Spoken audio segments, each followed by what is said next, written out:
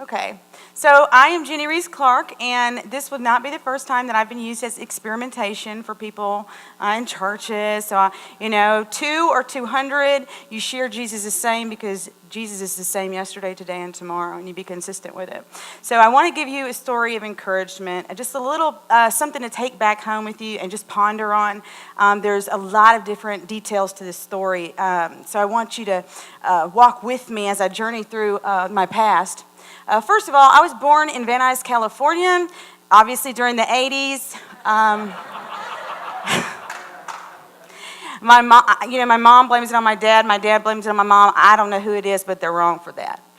So I was born in Van Nuys, California, but my dad was military, didn't want us to grow up there, so he moved us here where my mom was from. And early on, I met my sister at Gateway Baptist Church in Montgomery, Alabama, and she became my sister. We adopted her, and so now our family of 2 boys became 2 girls, and we were only 1 year apart, so that was fantastic because we could date each other's friends and just there was always an even balance there for everybody. So, but my childhood growing up was very, very active. I was into gymnastics, I was into water skiing, I was into basketball, cheerleading. Everything in my life was a team effort. Mom and Dad were there. Dad coached me in basketball. He was back there with the mullet. Maybe I should go back to that. Don't just embarrass him as much as they have embarrassed me, but that mullet right there, that's my dad. The team effort here, if you look at this picture closely, on the bottom tier of this pyramid in the red and black shorts, that is my father. And if you look on the second tier to the far left, that is me. And if you look at the person behind my dad, that is my brother Spotting. And this is a great depiction, though, of what my life looked like growing up. We pretty much grew up together. Everything was a together thing. Even my Sweet 16 right here, both of my brothers and my sister were present at. And life was the life of a party. It was kind of everything that an American child would want growing up. Until, doom, doom, doom, doom. There's that, your life is peachy until something happened. And I did. I had a traumatic event that changed my life forever. March 7th, 1999, I was ejected from a car through a car door going 76 miles an hour. I broke my pelvis in half. I fractured it in 5 places, broke L5 vertebrae in my back, my tailbone in half, lost 5.5 pints of blood on the Northern Boulevard in Montgomery, Alabama, and almost bled to death. I hit one car, and it had 8 people in it, a 4-door Mitsubishi Galant. This event, needless to say, drastically changed the course of my life because I had to heal from this. Currently, I have 2 5-inch long plates and 4 3-inch long screws attached centrally at my sacrum. Now, because I was 17 years old at the time when this happened, I was in great shape because I was doing all those sports, I had a great support network at home, a family that was encouraging and loving, took us to church. I had people praying. I healed miraculously fast. They couldn't fix me in Montgomery, so they did transport me to UAB in Birmingham. And by the grace of God, I was assigned to a Cuban doctor by the name of George Alonso, who just so happened to be ranked top 3 in the world in pelvic trauma. He invented this external fixator for the pelvis and put it in me. So for those of you who don't know what that apparatus is, if you've ever seen the people who have broken their neck and kind of have the bars coming out of their head, okay, same principle, but came from my pelvis. He hung me upside down for a 12.5-hour surgery and pieced me back together. Threw that strap metal on, threw this, my towel rack looking thing on. And for 2.5 months, I was wheelchair bound. Now, like I said, I healed miraculously fast. It was 4 months and 1 day later that I was actually, true story, water skiing again. Okay? I am not kidding. They said, you'll walk for about a year, you'll run probably a year and a half, but don't expect anything before that. You try to tell a 17-year-old that has all that, I'm not sitting in that lazy boy anymore. I am going, and I wanted to be motivated. And so I did. As soon as the bars came out, I graduated high school, graduated early, praise God. Another little thing that God has his little signature on your life, I got my diploma credits early. So this happened my senior year in high school. That entire 6-month period, I didn't have to go to school anyway because I already had the credits to graduate. So God orchestrated this car accident to be just in the right time not to affect some of those other things in my life. Though, of course, I didn't see it that way. This was 6.5 months after my accident. If you look at my lower left leg, you will see a laceration there. These are not scabs, these are scars. Right now, I have 5-inch long scars on my body. Now, what happened is when I went to go do that water skiing event that day, I realized that though I could ski, I would no longer ever be able to have a pyramid built on top of me. I'd never be able to carry anybody. I'd never be special, do trick skiing. At that time, I was 17 years old. I wanted to be a professional water skier or a professional water ski coach. That's even better. And then I realized after this accident that my body could no longer do what my mind could still do. And I was conflicted because of that. I had never in my grandest dreams considered a life without advantage. So what happened is rebellion began to stir up in my soul. Instead of asking God for direction and instruction on what should I do now, Lord, maybe I have to come up with a new plan. Do you have any input on this? I was just thinking, God, I don't hate you for, allowing the car accident in my life. I don't blame you. But, I'm not, really pleased about that either. So you didn't do me any favors really growing up. So I'm not going to really ask you with my new plan. I'm just going to move on to plan B, which was have a family of my own, right? So at the time I was 17 years old and I was headed to my boyfriend's house. It was 12:36 on a Sunday afternoon. He ended up quitting his job and offering over his willingness to serve and be there during the day. And, I kind of fell in love with, it's kind of like Florence Nightingale. The soldier falls in love with the wounded nurse, the nurse that takes care of this wounded soldier. And that was, I kind of fell in love with him. I was like, he's cute. He'll work for a husband. I want kids and everything. So I was like, let's get married. That's awesome. That's the next step. I want the picket fence, and I want the family, and I want the togetherness that we all had growing up. I want that for my life. So we did. We had a family. Within 4 months of me getting married, I got pregnant with my first child, John Gabriel. And what happened is during that pregnancy, while, you see some people that are like posting their baby bumps, like religiously, on the social media, I was kind of like, oh my God, I'm pregnant. It was horrible. Like the weight that the baby pressed down on this freshly broken back, it was such a burden. It was aggravating and it hurt. And so as soon as I gave birth, I thought I would get relief. And then I realized, there was actually no relief. So I ended up going to the doctor and I was like, Doc, something's not right. I still feel 9 months pregnant, and my baby's 3 months old. There's a problem here. And they said, okay, well, let's run some tests. So they ran this test, and he came back and goes, oh, I hate to tell you, but you've got severe degenerative osteoarthritis. There's no cure for it, so here's some medicine, and take care of this. It'll take care of your pain for now, and you'll be able to handle your responsibilities. Well, that didn't last long because I ended up getting pregnant 6 months later, and my body really it wasn't even healed from the car accident, much less healed from the first baby, and then I go and get pregnant again. After I had this baby, I went back to the doctor, and I asked the doctor, okay, no, there's something seriously wrong now. And they put me through an MRI, and they said, well, yes, there is. Besides having severe degenerative osteoarthritis, you have bone spurs, pars and articularis defect at L5, impinging slightly on the spinal sac, bursitis, sciatica. It was like Charlie Brown's teacher. Mwomp, mwomp, mwomp, mwomp, mwomp. And I thought, oh my gosh, I have a disability. Like, I'm truly disabled. Like, I can't do things that normal people can do. I'm now debilitated. I'm nothing. Like, without, I grew up thinking, mom and dad tell you could be and do anything you want to, and now that wasn't true. Because I could barely even take care of my 2 kids, change a diaper, burn my back to death. And they said, you know what, there's really no cure until there's a spine transplant, so here you go, here's some more medicine. And so because I wanted to be a good mother, I know you've heard the old saying, the road to hell is paved with good intentions.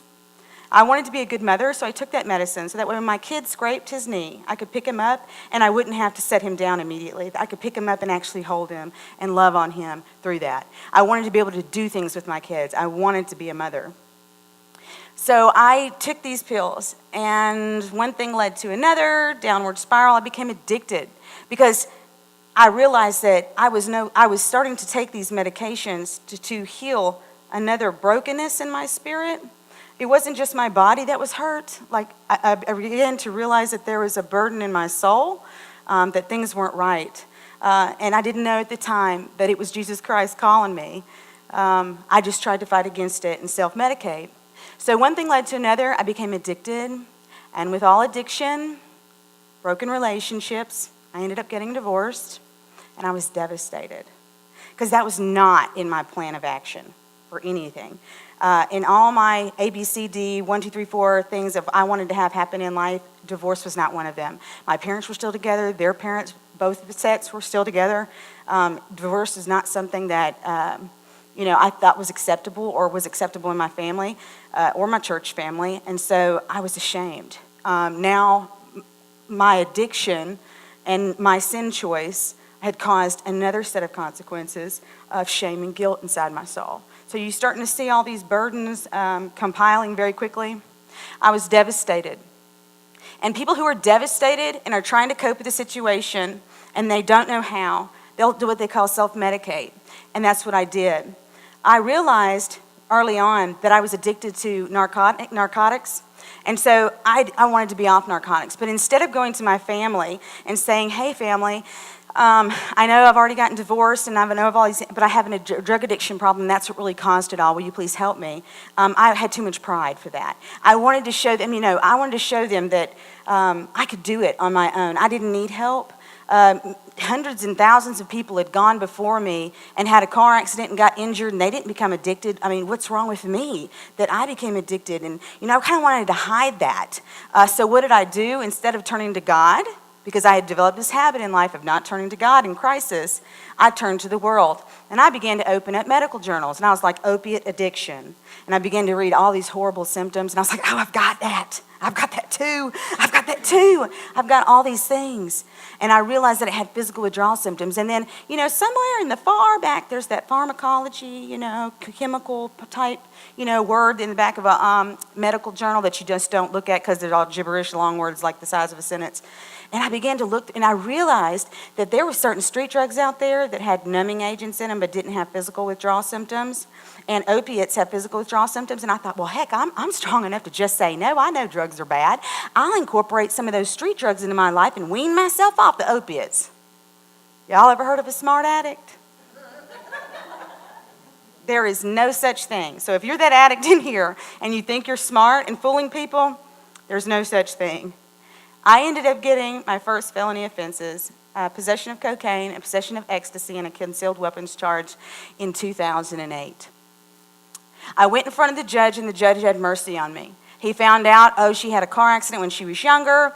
Her parents are still together, raised her right. She has an education. She's not the typical person I see in here. I'm going to give her some mercy and grace. And, I'm just going to give her 2 years DOC, 1 year county time, suspend that all and give her probation and, give her a spank on the butt and send her out the door. And so that's what I did. I got sent out the door, and it was almost rotating, right? A few months later, I found myself back in front of the judge with the dirty urine, showing that I was unable to go out there on my own and remain sober. So what they did is they sent me to Life Tech Transitional Center. And I thought, what is Life Tech Transitional Center? And they're like, rehab, baby. The best of the best the state and the world can offer you. We've got every tool for your toolbox and every counseling style and method that you can think of. Positive self-talk, play the tape forward, art therapy, music therapy, church therapy, every kind of therapy. And if I didn't get it by the time I left this place, I was not going to get it. Because I got everything, all the new statistics and all the new reports that came out on ways to cure people who had addiction issues.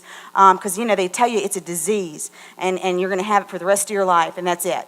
And so that you're getting fed this information. And so you begin to believe these things because, they said it. They say, when you ever think, who is they? 2009, I was at Life Tech. I ended up graduating from Life Tech Transitional Center about 9 months later. That was the first time I officially went to a rehab facility that was really going to teach me about the drug itself and what it does and what your options are in society as far as to get help in the public. And so what happened is by that time, I'd burned a lot of bridges in my family. I kind of speed forward because I think everybody can attest to somebody that they know that went down the drug path and stole everybody's stuff in their house. And so by this time, I was kind of being shuffled around in my family as far as who was going to help me. I think they were kind of rotating out because they're like, oh, I had her last year. It's on you. And so my sister took that role when I came out of Life Tech. And she was like, if I just love her enough and provide a good environment for her and provide someone to actually listen and have relationship with, that's going to be enough. We'll take her to church. We'll do all this. And that's going to be enough to save her and rescue her from this addiction that is consuming her life. And so I was super excited because I was like, okay, I have a second chance. I haven't burned every bridge so far that I can't come back. And this looks like my comeback. And so my sister invited me to her home. And the first week, I bought a car because I was like, I can't do anything without a car, right? That was my mindset at the time. I can't do anything without a car. And then the second week, I enrolled in college. The third week, I started going to AA because that's what they encourage you to do. The fourth week, I got peer support because you can't do it alone. The fifth week, I went to a meeting with my peer support, and no one showed up to chair the meeting. So here it is, two freshly sober people who want to do right, that road to hell, paved with good intentions. It only took a few minutes of Satan presenting a temptation in our life, us knowing people around the corner, me having been incarcerated for a full year. Everybody thought I was dead, and I wasn't dead. I wanted to go say hi. I'm not dead, because really the friends I grew up with, they don't want to have anything to do, the good people, right? They don't want to have anything to do with an addict, but addicts will always talk to other addicts, because they're no better than each other. So they'll hang out with you any day of the week. And I wanted to kind of feel loved, I was empty. I'd lost a lot of relationships. So my sister invited me to her home. But on April 16th, 2010, a whopping 7.5, roughly, weeks later, tragedy struck. I managed to blow my sister's house up manufacturing methamphetamines. The sister who lovingly invited me into her home, offered me a place to stay, wanted me to change my stars and change my focus and change my goals, and she was going to help me walk through that. I blew up her house. Believe it or not, this house was sold the day I blew it up. They were coming over at 5 o'clock to sign the papers on the house, and at 6 o'clock to get a new house that was their dream home that they had saved up for, that had a mother-in-law plan just for me. And I managed to blow her house up at 11:30 that day. All of her dreams completely gone. I would love to tell you that is the bottom in my story, that was my all-time low. 24 hours later, I was admitted to Jackson Hospital as a Jane Doe in ICU. I was in a coma. I had overdosed on a drug called GHB. And no, I didn't overdose intentionally because I felt so guilty of what I had done. It was an accident. I just wanted to be high enough to forget the circumstances and what was going on. And I carelessly, because my eyes were so focused on myself, carelessly took the wrong bottle and ended up in ICU. I'm not sure if you know who Jump Street is. These are our lovely police officers in the community that jump out on the street and scare you and get you right where you're at. Well, they came to the hospital, and a few days later, I came out of that coma, obviously.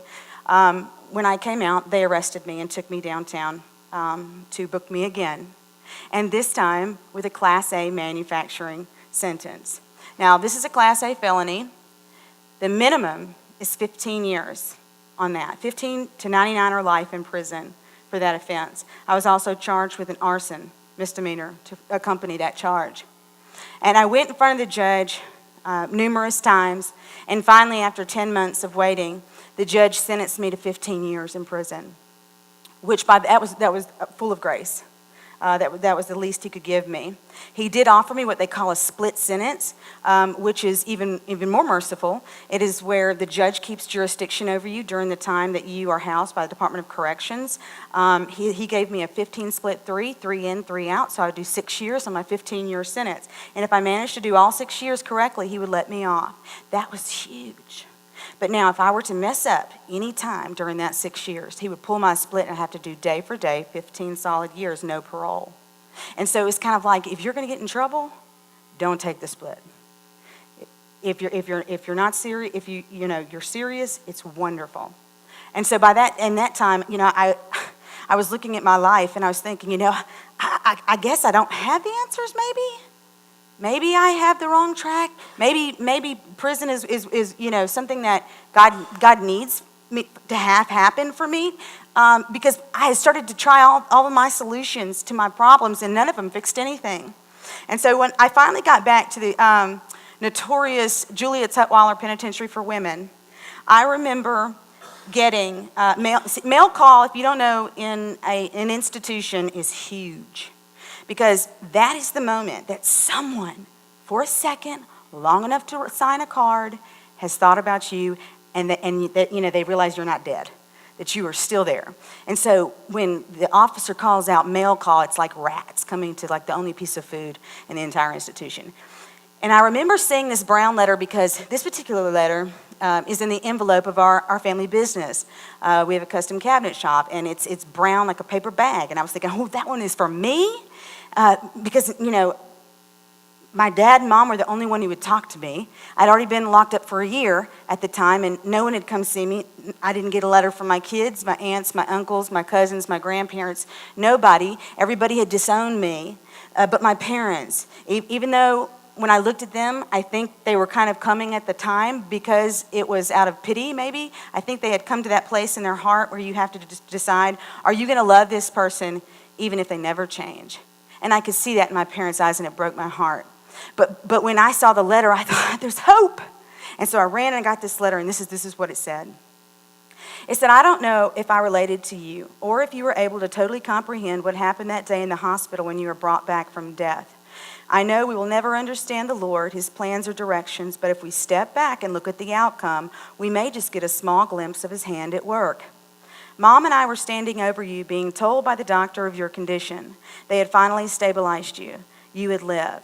My mind was numb from the number of shocks that had been fed over the past few days.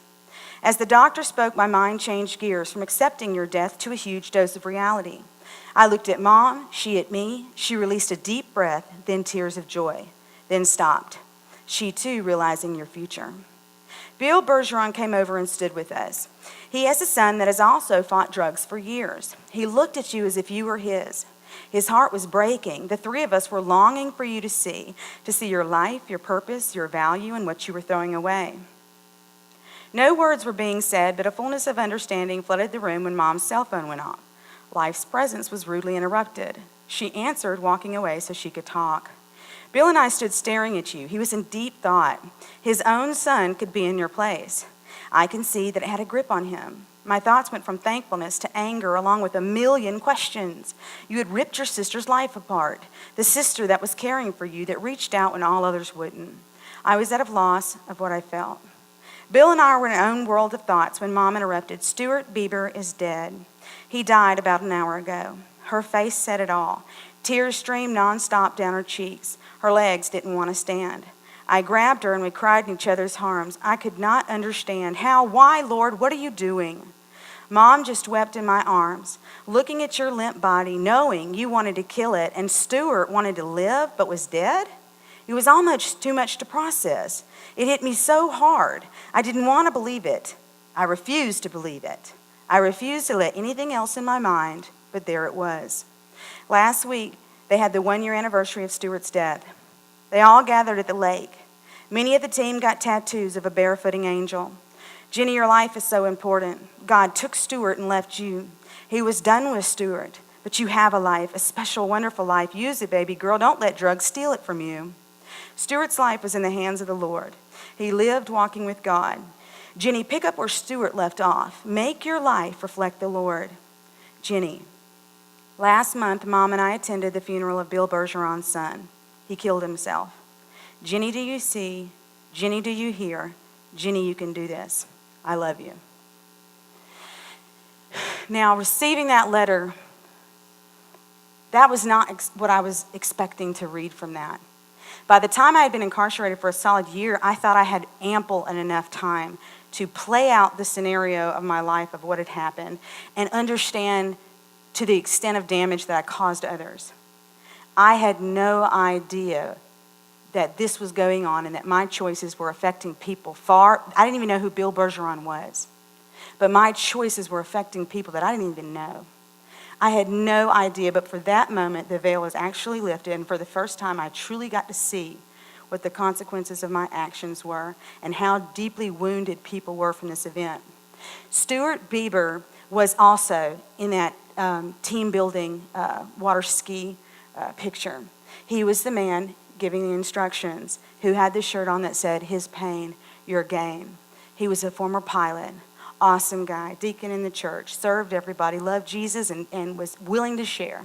And here I am, this wretched, self-centered, self-absorbed woman who takes, and God chose to take the man who deserved to live more so than me, and then leave me. I could understand the pain that my father spoke about in his letter. For the first time, I really understood the dilemma.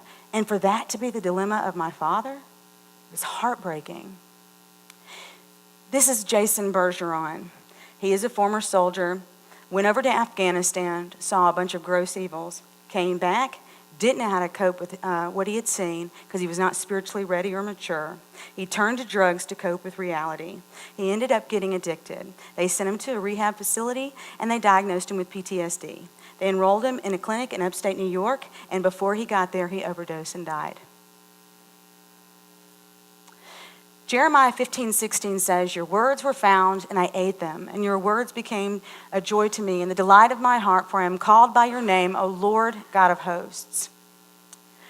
That became my life verse, and I didn't eat my Bible now. I didn't rip the pages out, but I literally, like a baby, devoured everything and hung on every single word as though it was my lifeline. Just like a baby eats every 4 to 6 hours, I was going back to that word for nourishment, to sustain me, something to carry me through. My suffering was so great, my burden was so heavy in my soul. And I began to discover the joy that came and the satisfaction that came from having a personal relationship with Jesus Christ. Now, you read in Jeremiah, I had the plans I have for you, and they're plans to prosper you, and these kinds of things. And you read all these different promises that God offered over to people in the Bible, and you know that he is a loving God and that he works all things together for good. And you're searching, you're like, God, what can good come out of this? What do I do? And I realized that we were instructed to be Christ-like.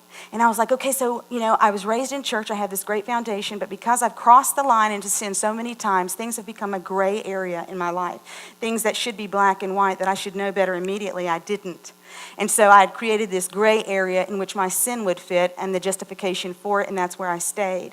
So I had to go back to Proverbs and begin again. And what is true wisdom? What is right? What is wrong? And I began to do these things. And then I realized I should be Christ-like, and I went to the Gospels. I'm like, okay, so let me figure out who Christ is. And I realized he is such a servant. That he was a servant leader. And I thought, okay, I've got to serve people. But I'm here in prison. How do you serve people in prison? It's not like I can call the guard and say, hey, come pick me up with the van. I'm going to go serve a soup kitchen. I had to pray and say, God, I'm limited in my opportunity. My box looks like this. Can you please give me some ideas? And it's really, really funny, and you're going to have to stretch your thinking on this. But I ended up going to a work release center after a while, and we were allowed to have tweezers. And I had this special talent of plucking eyebrows. It may not be a big talent, but it's something I've done for a long time for a lot of people. And I thought, well, hey, these are all women. Everybody likes 2 eyebrows instead of 1. And, they'll feel better about themselves at least for 2 weeks until it grows back. And I can help them do that. So I had this great idea that I was going to pluck people's eyebrows. Now, in prison, you don't get anything for free. So when I stood up there and held my tweezers up and I said, hey, does anybody want their eyebrows plucked? I do it for free. They were like, good, what you want? And I was like, I don't want anything. I just want to serve you. And they were like, she's crazy. And then they went on about their business. When we entered prison, we had to watch this video that says, do not eat the honey bun on the end of the bed, because if you take it, you're going to owe somebody for it. Even if you don't think you're going to owe it, you're going to owe it. So don't do it. So it took me quite a while, a couple of weeks of asking people. I started with my friends, hey, let me pluck your eyebrows so they can see, plucking eyebrows. And when something really is for free, word travels fast. So on Friday, Saturday, and Sunday, I would have a line full of people that I would be plucking their eyebrows. And I was thinking, oh, this is great. Until the 9th or 10th person, and I've got plates in my back, and I'm like plucking eyebrows, and I'm going, what is the purpose of this, God? I'm just cheap labor. I'm not doing anything for them. I don't understand. And I went to God in prayer fervently and asked him, I don't understand what the point of this whole serving thing is. And he said, Jenny, I have strategically placed you very, very close to people's face. Do you know how hard it is to lie to somebody when they're right there? Get to know them, ask them for their story, and then show them me. And it was simple. I began to ask these people, I know you see that in the prison movies, don't ask anybody what they come there for. But it was actually pretty simple because I was serving them and they felt like they could be vulnerable with me. And I began to hear the stories of these women. And you know what? They were pretty much all the same. Something happened. Somebody died. Somebody was raped. Some traumatic event caused them the pain and suffering, so much so that they went and chose to cope with it a different way. And I realized we're the same. So I realized at that moment, it's not your story, but it's what you do with your story that makes a difference in people's lives. In Mark 10:45, it says, "For even the Son of Man came not to be served, but to serve." Now, after I had been in prison for a couple of years, I was offered the opportunity to go on work release status. And with work release status, you earn the opportunity for home visits. And after a while of doing that, there was an opportunity for me to have the possibility of coming home for Christmas. But I realized that, unless people had forgiven me, that it would be stealing again. It would be an injustice. It would be unfair for me to come and just say, hey, I haven't had a Christmas at home in 7 or 10 years. I know I burned your house up, but I'm going to be there for Christmas. I wasn't going to take anything from my sister any more than I already had. And so I was in what they call the faith dorm at the time, and my bunkie caught wind of what was going on, this problem in my soul, and she began to pray that my sister forgive me by Christmas. And I said, oh, girl, you're asking for a lot. And you just put a time limit on Jesus. You can't force him to cause people to forgive me. It only took a couple of months, and I got my very first letter from my son, the one and only letter I ever got while I was in prison. Came at the exact same time that my little brother decided to come with my parents on a visit up to Birmingham to give me a hug and tell me he loved me. By the time it made it getting closer and closer to time, I was on my way back from Birmingham, Alabama to Montgomery. And my dad was in the car, and he goes, Jenny, I just wanted to let you know that when we get back to Montgomery, your sister wants to talk to you. We've been at the shop. I'm going to leave. Just call me. I'm going to be right down the street, okay? I'll be praying for you. Daddy, no, don't leave me. Don't leave me. Yeah, I'm just going to go. I'll be right here. Don't worry. And I thought, oh, my gosh. What is happening? I had prayed. I had envisioned this moment of possible forgiveness or possible, I didn't know what was going to happen. She could be suing me or something, for the house. I had no idea what was going to happen. But I did know that my life was going to be drastically changed depending on that particular visit. Because if she was coming to not offer forgiveness, but suing me or something like that, something that come out of it, then my life would forever look different. It would forever be altered. I would not spend my time at Christmas and Thanksgiving with my family. I'd have to come up with a new family. And all this longing for to be redeemed and to be forgiven and for this restoration in my life that I've been praying for would be out of the question. So I waited for her, and I paced the floor, and I promise you there was nothing poetic about that prayer. It was like, dear Jesus, please help me. Dear Jesus, please help me. Dear Jesus, please help me. Don't leave me, don't leave me, don't leave me. And that's all I could say. There was nothing else I could say in that moment. My sister and her husband pulled up about 15 minutes after my dad left me in that room. They got out of the car, and they both were carrying envelopes. And I thought, oh, my God, here it comes. They walk in the door, and there was nothing. It was, will you please have a seat at the conference table? And I thought, oh, my God, it's coming. And I sat on one side of this long green coffee table, planning table, and my sister and my brother-in-law sat on the other side. And they looked at me, and they said, you know what, we're going to read you something, and we don't want you to say a thing to us until we're finished reading. And I was like, okay. And I sat there, and my sister, believe it or not, proceeded to tell me that she not only forgave me for blowing up her house, but she wanted to thank me. She wanted to thank me because her and her husband's relationship, going through that trial and adversity in their life and that challenge in their life, forced them to learn how to depend on each other and depend on God for provision and for hope and for direction and for focus. She said, because of that event, we now have the wisdom to be able to turn and help other couples who are suffering with traumatic events in their life. Our relationship is impenetrable and disgusting to many because nothing can come between it. And you know that bird, our family pet that you killed, it even gave me the opportunity to tell my daughter what happens when you die. Now she knows who Jesus Christ is. So I just wanted to say thank you for blowing up my house. I was just dumbfounded. This was not human forgiveness. No human forgives you like that. That was Jesus Christ's forgiveness. I had imagined over and over in my mind what perfect forgiveness would look like. And I imagined my sister coming to me, wrapping her arms around me, and saying, I love you and I forgive you. And I thought that was the greatest thing that I could imagine.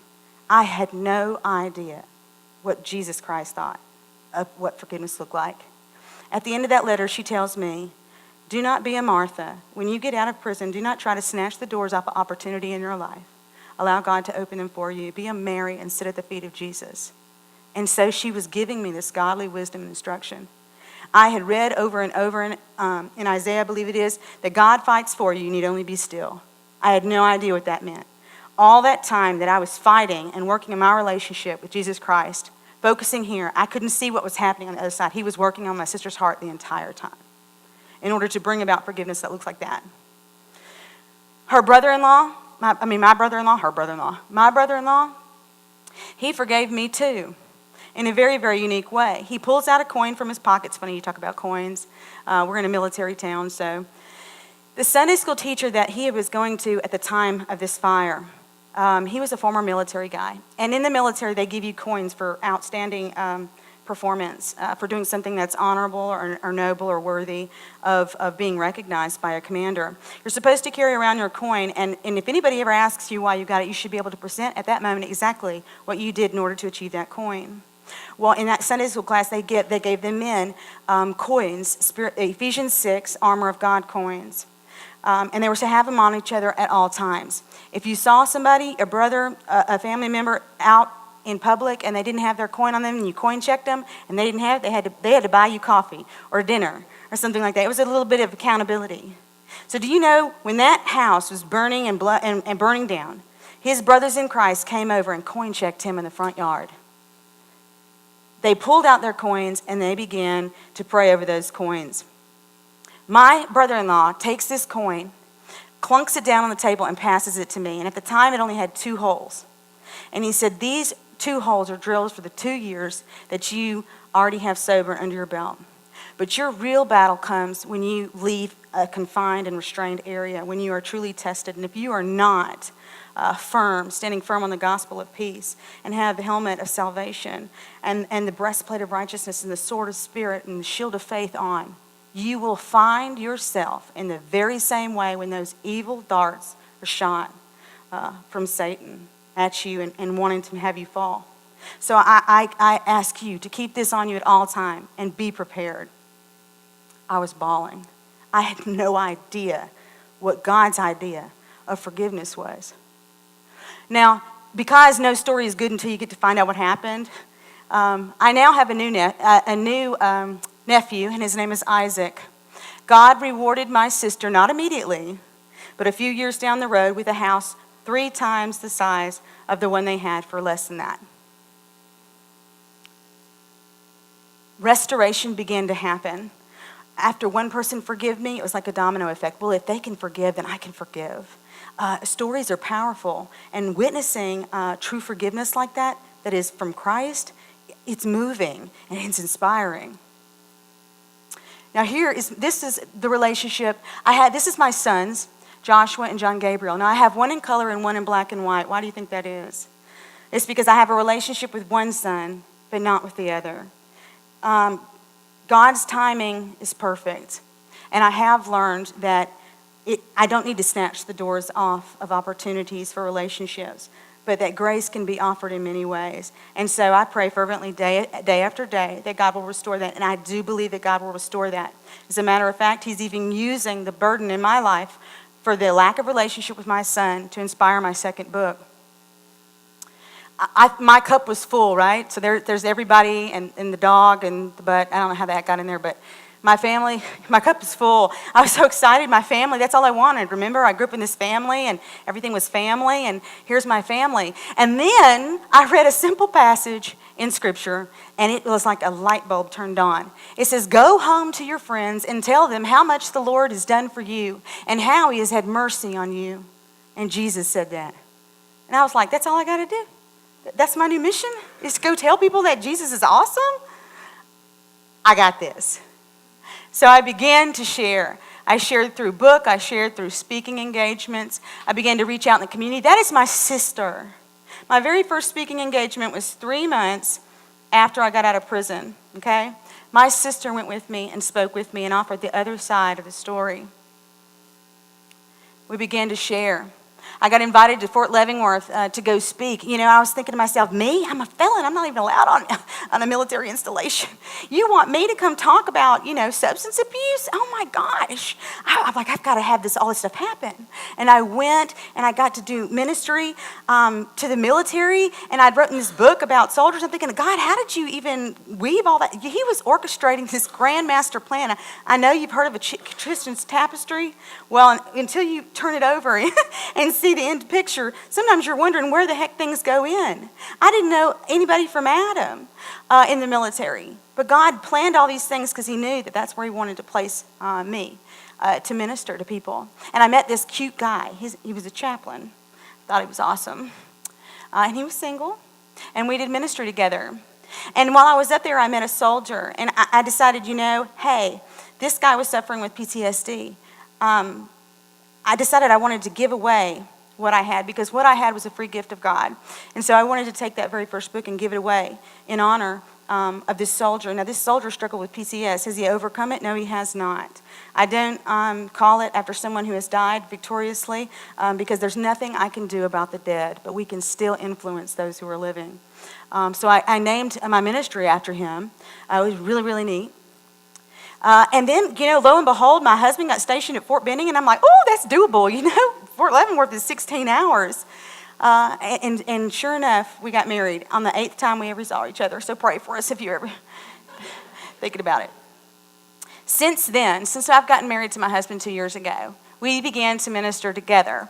And my grandma always said, when two people minister better together than apart, God will make that union so. And he sure did. We began to minister together and share at different places, everywhere from prisons to building operations to women's ministry to high schools.